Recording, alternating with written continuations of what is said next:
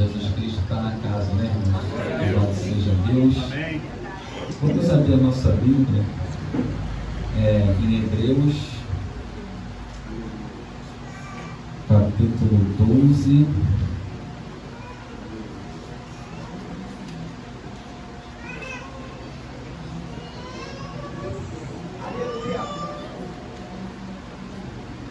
Versículos, vamos ler do versículo 6. Louvado seja o nome do Senhor. Amém? Quem encontrou, diga glória a Deus. Quem não encontrou, diga Escola Bíblica Dominical. É que dia? Domingo que horas? Domingo 5h30. Aleluia, Jesus. Louva a Deus pela vida da pastora. A pastora é uma bênção, irmão. A pastora paga preço pela obra. Muitos hoje não querem pagar mais preço pela obra. A pastora paga preço pela obra de Deus. Amém? Rapidamente vamos ler aqui. Diz assim, irmãos: pois o Senhor disciplina a quem ama e castiga todo aquele a quem aceita como filho. Pode se assentar no nome de Jesus. Louvado seja o nome do Senhor.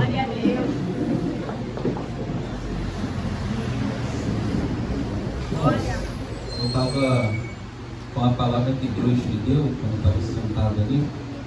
Confesso aos irmãos que eu ia falar de outra coisa, mas aí chegou aqui, Deus ele me deu essa palavra. Porque quando eu estava sentado ali, Deus estava me lembrando um pouco da história do povo de Israel, que era um povo assim eleito pelo Senhor, né? Um povo escolhido por Deus, um povo a qual Deus ele tinha uma promessa sobre a vida daquele povo. Mas nós sabemos que quando Deus ele tem uma promessa sobre a vida de alguém, né, irmãos? Deus ele vai trabalhar naquela pessoa. Nem tudo vai ser da forma que você quer sempre, do jeito que você quer, da maneira que você quer, da forma que você quer, mas tudo vai ser da forma do Senhor. Às vezes você vai perder para poder ganhar. Às vezes você vai querer ouvir um sim de Deus, você vai ouvir um não. Às vezes tu vai querer muito uma coisa e Deus vai te alertar falando, não quero isso para você. Meu Deus. Às vezes você vai querer ir por um caminho e Deus vai falar para você, não vai pelo aquele caminho, não quero que você vá por aí. Às vezes você vai estar, caminhando, aí a ansiedade vai começar a entrar dentro do teu coração e você vai querer pegar uma atalho no meio do caminho. Né? Vai estar andando ali no caminho bonitinho. Porque eu sei, irmãos, quando o desespero bate, vem a ansiedade. Eu aprendi com Deus que a ansiedade ela é uma janela para a nossa queda. Por isso que nós não devemos andarmos ansiosos na presença de Deus. Deixa Deus guiar a sua vida. Eu confesso que mesmo como pastor, eu questionei Deus muitas vezes, porque muitas das vezes eu queria que fosse do meu jeito. Falava, Deus, por que não foi assim, Deus? Senhor, é mais fácil ser assim? Aí Deus virava para mim e falava assim, não, deixa eu trabalhar, você agora quer ensinar o Criador a trabalhar? Como diz a palavra do Senhor, será que o vaso pode mandar no olheiro? Pode, irmãos. Você já viu o olheiro trabalhando ali no vaso? Ele coloca ali sobre uma roda e ali vai girando. Engraçado que o vaso ele é formado de dentro para fora. Eu vi uma vez ali um vídeo, né? Assisti um vídeo, o olheiro ali colocava a mão ali dentro e ali ia moldando. E quando não saía do agrado dele, ele pegava, quebrava e começava a fazer de novo. Assim é Deus na minha, na tua vida. Enquanto não for da forma que Deus quer, ele vai continuar quebrando e fazendo de novo. Uma coisa, irmãos, que sabe que Deus ele sabe aonde tocar. Deus ele sabe aonde é a tua ferida. Não adianta, irmãos. Deus ele sabe da onde ele começa a trabalhar. É impressionante. Porque quando Deus ele tem uma obra na minha, na tua vida, muitas das vezes, sabe, não tem uma sensibilidade dentro do nosso coração. Então, dentro do processo é onde o Espírito Santo de Deus, ele encontra uma sensibilidade para entrar e começar a palestrar comigo ou contigo. Mas isso tudo é o que? Porque Deus, ele nos ama. Deus, ele disciplina aquele que ele ama, ele ensina aquele que ele ama. Sabe, quem é pai aqui, irmãos? Quem é pai aqui? Levanta a mão. Quem disciplina o filho aqui? Você não ensina o seu filho ali, coloca, conversa com ele. Às vezes seu filho faz alguma coisa de errado ali, aí você fala a primeira vez, ó, não faz isso, menino. Fala a segunda, não faz. Na terceira tu já começa a ser um pouco mais rude ali com seu filho. Por quê? Porque você quer o bem do seu filho. Assim é Deus. Deus, ele quer o meu bem, ele quer o seu bem. Deus, ele sempre vai saber o que é melhor para mim, o que é melhor para você. E quando eu lembrava aqui da história do povo de Israel, vou falar muito rapidamente aqui só para você entender uma coisa. Irmão, lá no início, Israel, após ali Moisés foi libertador do povo, aí Moisés preparou um sucessor, que foi Josué. Aí quando eu olho para a vida de Josué, você vê que Josué, ele foi bem sucedido em tudo. Espiritualmente, foi um guerreiro, foi um conquistador. Mas Josué, ele cometeu um erro. Qual foi o erro de Josué? Ele não preparou um sucessor. Aí é quando o povo de Deus entra no período dos juízes. O que era o período dos juízes, irmãos? Quando o homem de Deus conduzia o povo ia bem diante de Deus. Mas de repente aquele homem de Deus morria e se levantava um ímpio, o povo começava a pecar contra Deus e os inimigos começavam a atacar o povo. Portanto, o livro de Juízes quer dizer um livro de altos e baixos. Uma hora o povo estava com Deus, outra hora o povo estava sem Deus. Aí o último juiz é Samuel. Um homem levantado por Deus, escolhido por Deus desde o ventre. Samuel já nasce debaixo de um milagre, porque a mãe de Samuel ela não podia gerar filhos. E aí ela faz um voto diante do Senhor, e o Senhor dá Samuel a Ana. E ela gera Samuel. Ou seja, Samuel ele foi o último juiz de Israel. Por quê? Porque até o período de Samuel, o povo vivia uma teocracia. O que é uma teocracia? Alguém sabe? É o quê? É um governo de Deus. Deus governava o povo. Toda vez que o povo de Israel saía para o campo de batalha, saía para poder guerrear, Deus sempre ia à frente do povo. Ali iam os sacerdotes ali com a arca da aliança do Senhor, a arca ali. A arca da aliança do Senhor na mão, que representava o que? A presença de Deus no meio do povo. Mas o povo de Israel começa a deixar o que? A vaidade entrar dentro do coração. Eles começam a pedir um rei. Porque toda vez que Israel saía para a batalha, eles observavam os outros povos. E eles achavam bonitinho quando os outros povos vinham contra eles. E ali vinha um homem à frente com uma bandeira, naquela cerimônia, toque de corneta, ali como o rei dos outros povos. Eles começam a pedir um rei. Aí começa a pedir um rei. Aí Samuel vai e leva essa petição diante de Deus. Aí Deus fala para Samuel assim: olha, alerta esse povo o perigo de ter um rei físico. Esse homem vai escravizar eles, vai querer pegar suas filhas em casamento, vai colocar um jugo pesado sobre o povo. Mesmo assim nós queremos um rei. Mas Deus alertou o perigo de ter um rei. Mas eles não deram ouvido ao Senhor, pastor. Primeiro rei de Israel, irmão, Saul. Aí agora Israel, de uma teocracia, passa para uma monarquia.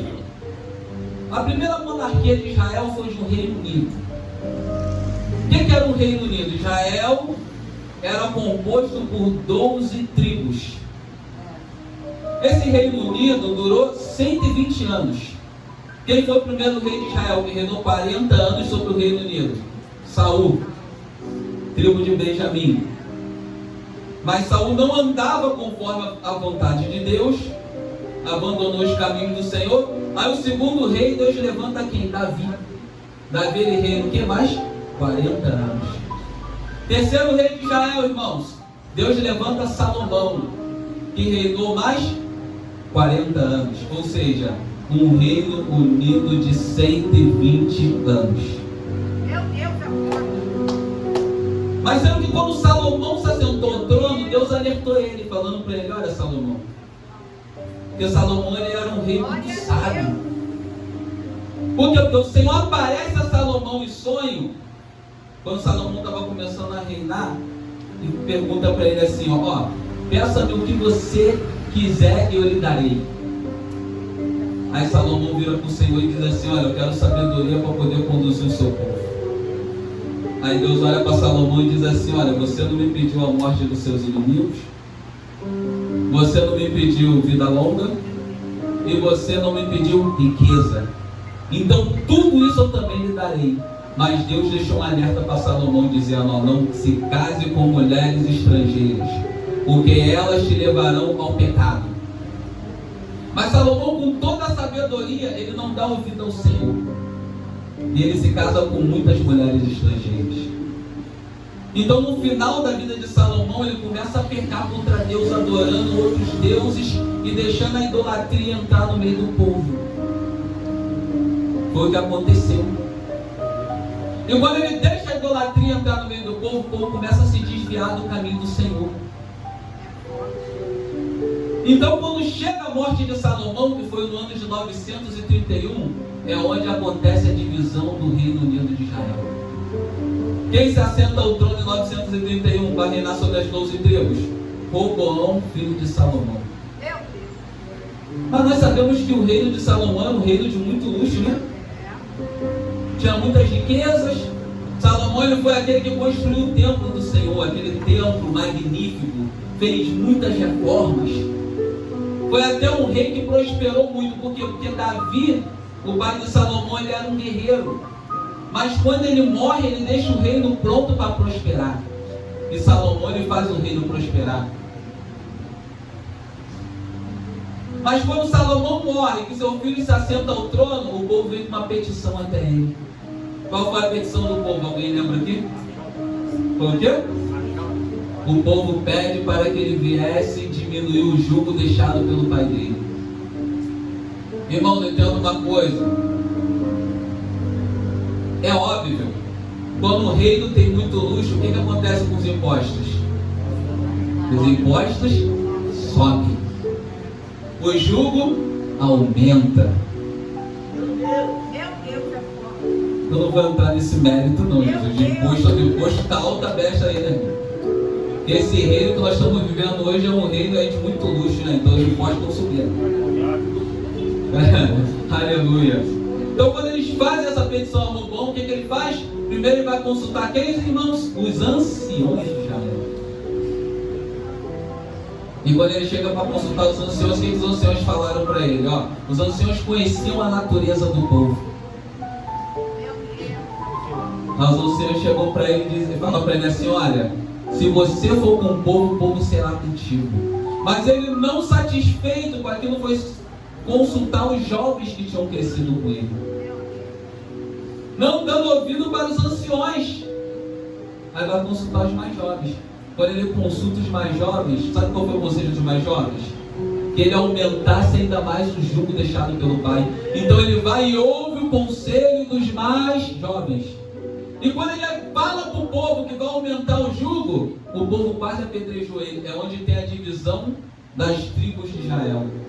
Ou seja, 10 tribos de Israel abandonam o que é a dinastia de Davi. Aí agora Israel passa a ter 2 reinos, o reino norte e o reino sul.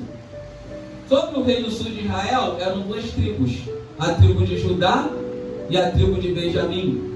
A tribo de Judá existia uma promessa muito grande, a qual se cumpriu.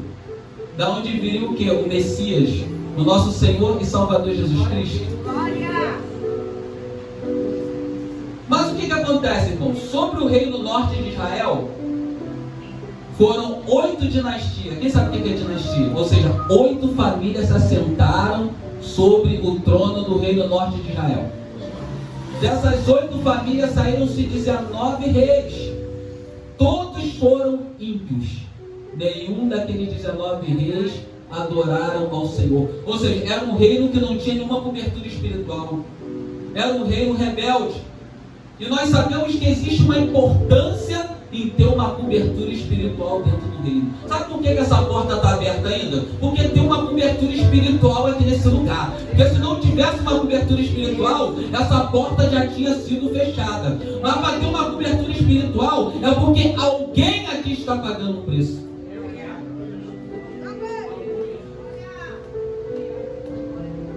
Mas o reino norte de Israel não era um reino sem cobertura espiritual, era um reino ímpio. Aí sabe o que aconteceu com o reino norte de Israel? Durou pouco tempo. Começou a existir no ano de 931. Quando chega no ano de 722, o reino norte de Israel é extinto. Vai para o cativeiro, sendo levado pelo reino da Síria. Por quê? Porque naquela época a Síria era a maior potência que tinha na terra. A Síria vinha devastando tudo que vinha pela frente. Mas como leva o reino norte de Israel para o cativeiro, o reino é extinto. Por quê? Como era um reino ímpio, nem se importaram em voltar no cativeiro. Se misturaram com outros povos dentro do cativeiro, aonde deu-se origem aos samaritanos. Por isso que a Bíblia fala sobre os samaritanos. É a mistura do reino norte de Israel com outros povos. Não se importavam. Ficaram por lá mesmo. Mas o reino sul de Israel, irmãos, teve apenas uma dinastia, ou seja, só uma família se assentou ao trono. E dessa uma família do reino sul de Israel, foram 20 reis. Entenda bem, foram 19 homens e reinou uma mulher também. Era um reino de altos e baixos também. Porque uma hora se assentava um cristão, outra hora se assentava um ímpio. Ou seja, era um reino morno. E nós sabemos que Deus abomina aquilo que é morno. Ou você é quente ou você é. Você não pode ficar em cima do muro. Deus não quer ninguém em cima do muro. E não adianta você falar que Deus quer só teu coração, não, porque Deus não é açougueiro. Deus só quer meu coração, Deus quer você todo. É por isso que Deus está te passando na moenda. É por isso que Deus está trabalhando na tua vida, porque Deus te quer por inteiro. Deus não quer nada pela metade. Deus não quer ninguém pela metade. Aí o reino sul de Israel, irmãos, como era um reino de altos e baixos, durou um tempinho mais. Mas também começou a ir para o cativeiro. Por quê? Quando chega no ano de 612, foi a queda da Síria e se levanta o Império Babilônico.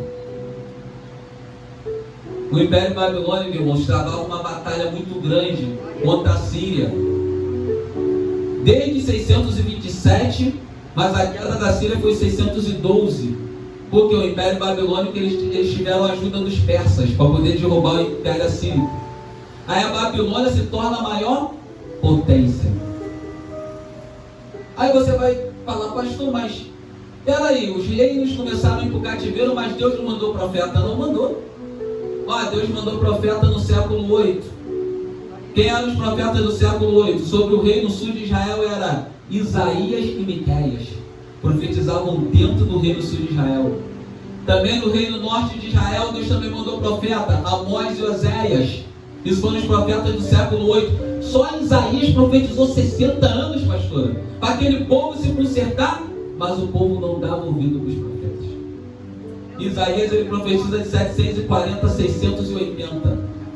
Por quê? Porque 680 Isaías foi morto por um rei chamado Manassés. Foi um dos piores reis que teve no reino sul de Israel. Ele reinou de 696 a 642. Ele coloca Isaías dentro de um tronco e encerra Isaías no meio. Você acha o quê? Que vida de profeta era fácil? Tu acha que vida de profeta era moleza? Profeta em tempos bíblicos, irmão, tinha que profetizar aquilo que Deus mandava. Tinha que abrir a boca para falar aquilo que Deus mandava. Ai do profeta que não falasse. Hoje tem um monte de profeta ainda na casa do Senhor covarde. Tem medo de dar uma correção quando Deus manda dar uma correção. Então tu continua nesse seu processo aí, seja feliz.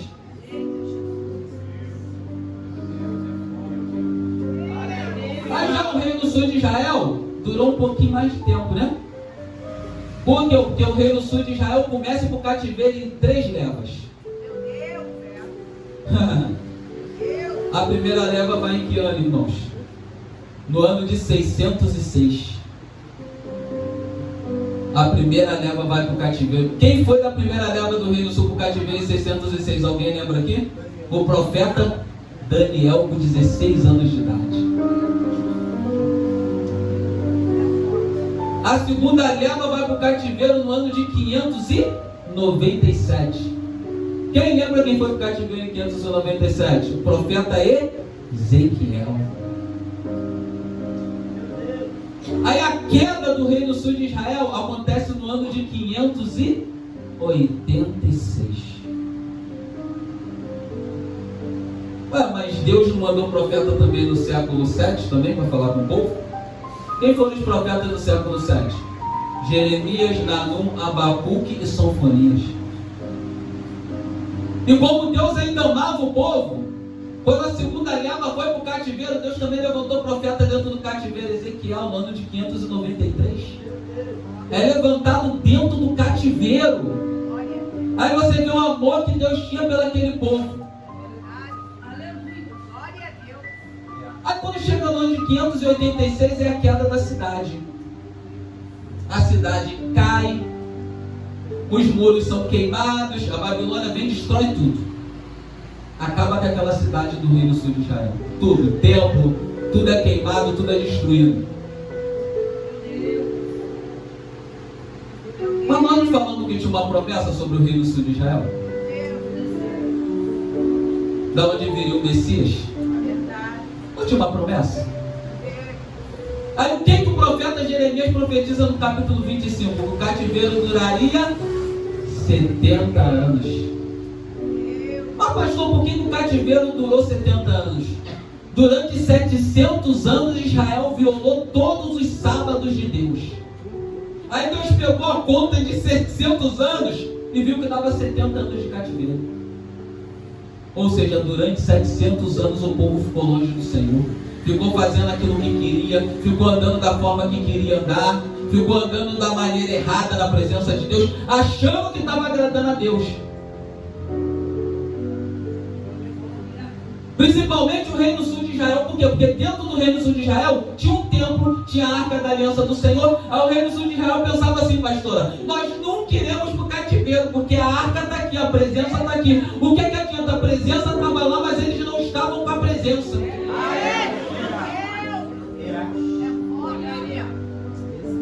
Aí usava a arca da aliança do Senhor como um amuleto de sorte. Porque tem cristão que acha que abrir a Bíblia no Salmo 91 dentro de casa vai expulsar demônio. Expulsar demônio é tu estar na posição com Deus, é tu fazer o que Deus quer, é tu andar da maneira que Deus quer que você anda. Não adianta tu andar de qualquer maneira, é Salmo 23, 91. Não adianta, irmão, não adianta tu andar de qualquer maneira e pedir para Deus fazer justiça por você, porque Deus não vai fazer.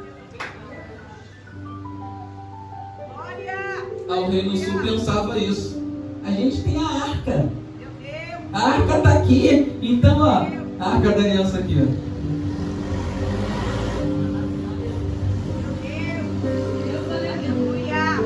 Então nós nunca vamos cair. É um povo religioso. Deus não está procurando religioso. Sabe o que Deus está procurando? Verdadeiros adoradores e espíritos de verdade.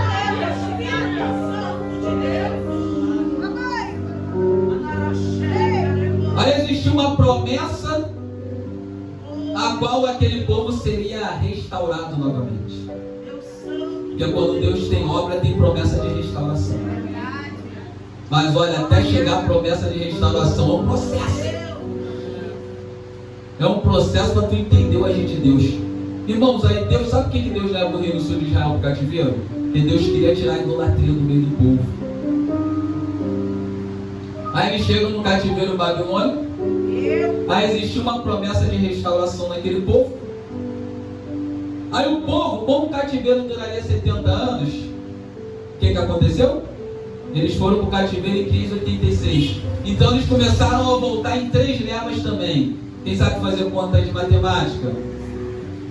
Então a primeira leva, se o cativeiro durou 70 anos, a primeira leva volta em que ano? 516. Eles foram em 3 levas e voltaram em 3. Quando chega no ano de 535, aconteceu a queda da Babilônia. Agora se levanta o império dos medos e dos persas. Aí o povo começa a voltar do cativeiro. Em 516 a primeira leva só volta sobre o comando de quem? Para a reconstrução do templo, quem lembra aqui? Zorobabel. Aí a primeira leva volta sobre o comando de Zorobabel, isso 516. A segunda leva volta sobre o comando de quem? De Esdras, no ano de 457. E a última leva volta sob o comando de quem? Quem reconstruiu os muros da cidade? Quem? Estou fazendo uma grande obra e não posso? Estou fazendo uma grande obra e não posso? Estou fazendo uma grande obra e não posso? Qual o nome? Quem está fazendo uma grande obra aqui, irmãos? Só os Neemias que estão na casa. Vai dar uma obra aí, só os Neemias. Só quem está fazendo uma grande obra não pode parar. Então a última leva volta sob o comando de Neemias no ano de 444. Labadara sube como nara segue como nara vas. Emende como nara segue. Rede canto que me nega segue como nara vas. Ó Jesus da glória. Agora você entende o amor que Deus tinha por Israel?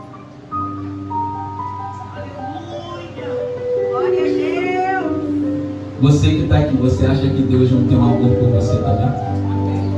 Por que Deus ainda não te deixou morrer, Barão? Ele tem amor por você. Quantas vezes o diabo tenta, né, irmão? Quantas? Não foi pouco? Quantas emboscadas tu saiu? Preparada por Satanás. E Deus ainda está te dando livramento aqui hoje, tá? Quando eu cheguei aqui para olhar para você, eu vi a sepultura aberta, mas eu vi a Deus fechando. Tá vendo essa varoa aí? Ela ora muito por você, até chorando, tá? Labadara cega, depende como narabás. Quanta vez o diabo tentou separar esse negócio aí? Quanta vez tentou entrar aí no meio? Labada subderébia, depende como narabás. Mas enquanto tiver alguém de joelho, irmãos, o segredo do livramento está no joelho. Está no joelho daquele que ora, aquele que paga preço, aquele que acredita que Deus vai fazer. Quem acredita que Deus vai fazer, mas dando glória a Deus aí, porque Deus já está fazendo nessa noite, meu pastor. Oh, glória! Eu estava ouvindo a pastora falando assim: eu quero um dizimista de 5.000. Quem quer ser um dizimista de 50.000 aqui? Glória! É glória! Eu também quero ser, porque se tu está dando 50, imagina quanto que tu está ganhando. Alabadara subderébia. Oh, Jesus da glória. Você viu, o varão chegou para mim e falou assim: pastor, eu vou tirar minha carteira e vou comprar um carrinho velho para mim para a igreja. Eu virei para ele e falei assim: repreende isso, varão. Eu falei: Satanás dá carro para os dele de 700, 800 mil. Então pede para Deus coisa boa, porque depois quando enguiçar na rua tu vai ficar murmurando. Aí vai chegar na igreja com cheiro de gasolina, pastor. Aí vai falar: Jesus, maior prova, Jesus, maior vento, Jesus, que eu estou passando aquele carro. Irmãos, aprenda a pedir para Deus. Tu tem pai. Ele está falando para você nessa, tu tem pai aqui nesse lugar. Oh, aleluia. Pede para Deus restauração na tua casa nessa noite. Jesus está aqui nessa casa. Quem entendeu a história do povo aqui? Agora tu já não tem mais dúvida sobre a história do povo, né? Tudo que o povo de Israel passou, tudo que Deus permitiu aquele povo passar. Deus queria que Israel passasse por aquilo? Não. Mas quando tu está na teimosia com Deus, existem situações que Ele deixa você entrar. Ele deixa você entrar e fica só observando, porque Ele sabe que tu vai e tu volta. Mas muitas vezes tu vai inteiro e volta quebrado. Aí vai lá, vai tipo marrudão, né, pastor? Aí tipo, eu vou lá, daqui a pouco volta.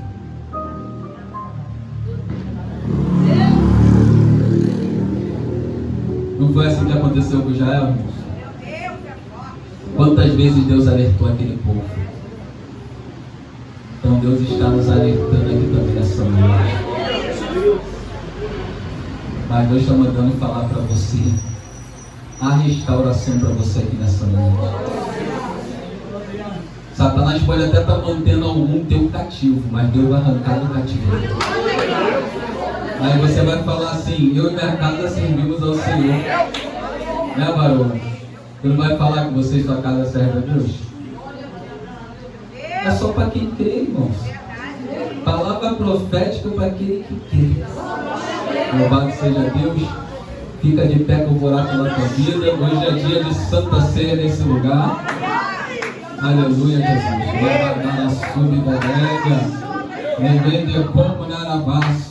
Vou estar orando pela tua vida aqui hoje.